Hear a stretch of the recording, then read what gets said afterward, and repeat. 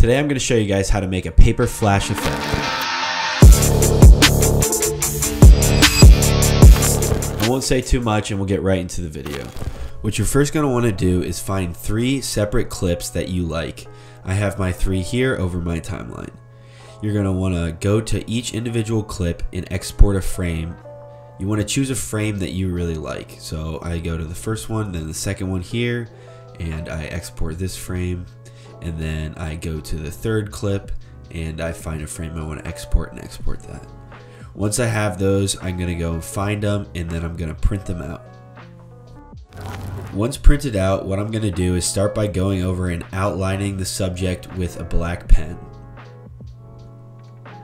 After I do this, I'm going to bring in a colored pencil and add some more outline.